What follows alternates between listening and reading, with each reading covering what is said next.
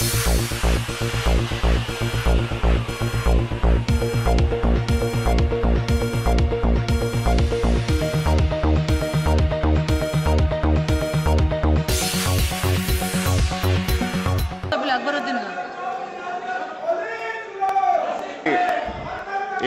question which has been raised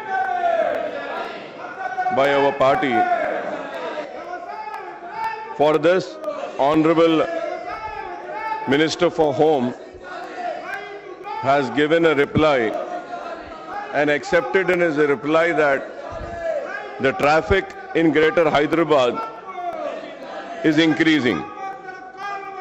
And for the second question, where we had asked that the traffic police is collecting a huge amount towards penalty for the violation of traffic rules, the reply given is no. Madam,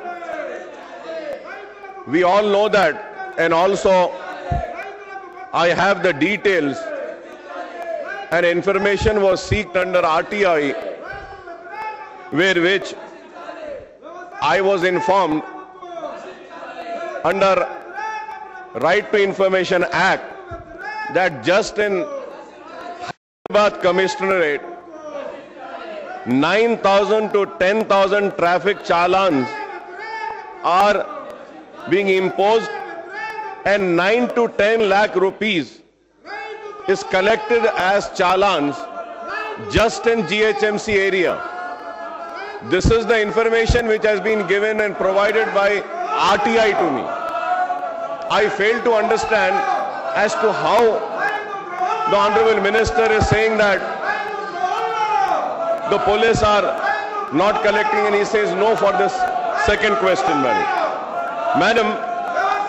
And I would like to ask through you to the Honorable Minister Sahab is that what is the total number of vehicles and driving licenses in the city?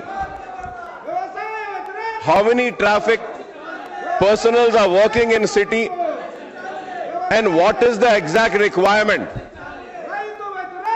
Because unless and until we know what is the requirement, we cannot tackle this traffic congestion problem.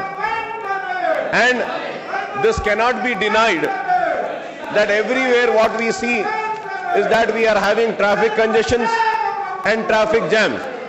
Madam, through you I would like to ask the Honorable Minister Sahab one more question. What is the first and foremost duty of a traffic personnel? सबसे पहला काम एक traffic police का क्या है?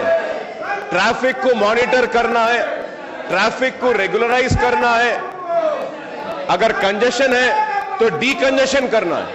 लेकिन हम जो देखते हैं हैदराबाद शहर में, वो ये देखते हैं कि ट्रैफिक पुलिस ट्रैफिक को मॉनिटर नहीं करती है, रेगुलेट नहीं करती है, ट्रैफिक जैम्स को खत्म नहीं करती है।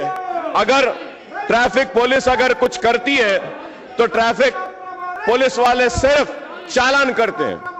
तो आखिर ये ट्रैफिक रेगुलेट कौन करेगा?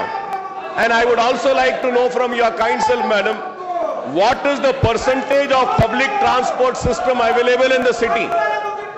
This is a very important. And from the last... One request, sir. Now time is 1:30, question hour is over. I know your question's importance, I know. Please come on other form. I am requesting you. Madam, just give me some few minutes, Madam, because it's an important question. Sir, I would be very thankful to you. Your time is over now. Yesterday we have, in the BAC we have taken a decision. Sharp 1:30 we have to close the question hour. Madam, but at the same time... You come on another form, please. Madam, with all... I will give time. Please.